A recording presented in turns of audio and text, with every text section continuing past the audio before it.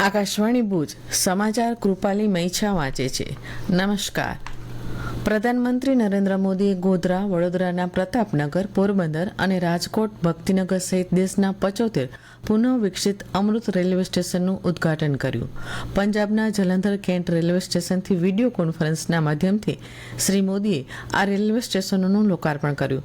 તેમણે કહ્યું, કેન્દ્ર સરકાર દેશના દરેક નાગરિકની સેવા કરવા, તેમના જીવનને સરળ બનાવવા અને તેમને પ્રગતિ માટે નવી તકો પૂરી પાડવાને પ્રાથમિકતા આપે છે.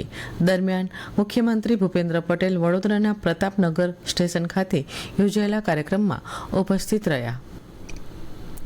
ગુજરાત જાહેર સેવા આયોગે જીપીએસસી સ્પર્ધાત્મક પરીક્ષામાં અસફળ રહેલા ઉમેદવારો માટે રોજગારીની તક ઊભી થાય તે માટે અવસર મોડ્યુલ વિકસાવ્યું છે. ગાંધીનગર ગુજરાત જાહેર સેવા આયોગના સચિવ સુધીર પટેલે આ મહત્વપૂર્ણ જાહેરાત કરતાં કહ્યું કે જીપીએસસીની ભરતી પ્રક્રિયામાં ઇન્ટરવ્યૂ સુધી પહોંચેલા ઉમેદવારો પ્રિલિમ્સ અને મેન્સ પરીક્ષા ઉત્તીર્ણ કરીને ઇન્ટરવ્યૂ માટે પસંદ થયા હોય છે. આવા ઉમેદવારોને રોજગારીની તક પૂરી પાડવા માટે ગુજરાત જાહેર સેવા આયોગે આ અવસર મોડ્યુલ વિકસાવ્યું છે. આ મોડ્યુલની પૂર્વ ભૂમિકા આપતા શ્રી પટેલે કહ્યું કે અવસર મોડ્યુલથી જાહેર સાહસો, સહકારી વિભાગો, પ્રતિષ્ઠિત ખાનગી સંસ્થાઓમાં રોજગારીની તક સર્જાશે અને જીપીએસસી ઉમેદવારો અને રોજગારીની તક વચ્ચે સેતુરૂપ ભૂમિકા ભજવશે.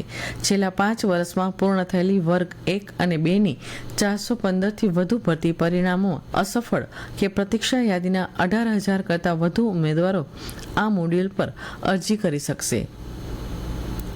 રાજ્યમાં ચોમાસાની શરૂઆત થતાં જ મેલેરિયા, ડેન્ગ્યુ અને ચિકનગુનિયા જેવા મચ્છરજન્ય રોગોના ફેલાવાને રોકવા માટે આરોગ્ય વિભાગ સક્રિય થયું છે.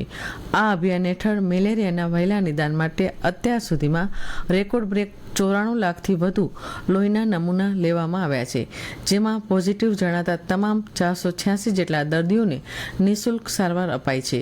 મચ્છરોનો નાશ કરવા માટે આરોગ્ય વિભાગની 19,500થી વધુ આરોગ્ય ટીમોએ 6,51,00,000થી વધુ લોકોના ઘરે તપાસ હાથ ધરી મચ્છરોના ઉપદ્રવને રોકવા માટે 29 લાખથી વધુ મચ્છર ઉત્પત્તિ સ્થાનોને બ્રીડિંગ સાઇટ્સ પર થર્ડ પર નાશ કરવામાં આવ્યો છે.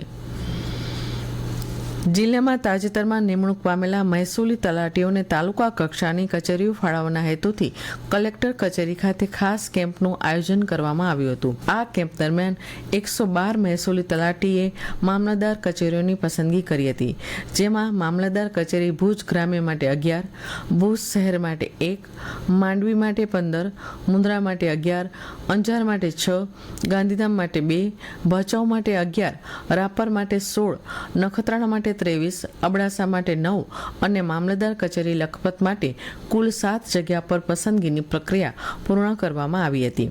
પ્રક્રિયાના અંતે મહેસૂલી તલાટીઓ દ્વારા પસંદ કરવામાં આવેલી કચેરીઓ અનુસાર કચ્છ કલેક્ટર અનિલ રાણાવસિયા દ્વારા સંબંધિત તલાટીઓને વિગતવાર કચેરી ફાળવણીના સત્તાવાર હુકમો જારી કરવામાં આવ્યા હતા. આ નિમણૂકથી જિલ્લાના મહેસૂલી વહીવટમાં વધુ વેગ આવશે અને તેનો સીધો જ લાભ કચ્છના નાગરિકોને થશે. ભુજ કલેક્ટર કચેરી ખાતે કચ્છ જિલ્લા આયોજન મંડળની એક બેઠક યોજાઈ હતી. જિલ્લાના પ્રભારી મંત્રી કાંતિલાલ અમૃતિયાના અધ્યક્ષસ્થાને યોજાયેલી આ બેઠકમાં વર્ષ 2026-27ના વિકેન્દ્રિત જિલ્લા આયોજન કાર્યક્રમ હેઠળ સમગ્ર કચ્છના વિકાસ માટે 23.02 કરોડના બજેટ સાથે કુલ 822 વિકાસલક્ષી કાર્યોને મંજૂરીની મહોર આપવામાં આવી છે.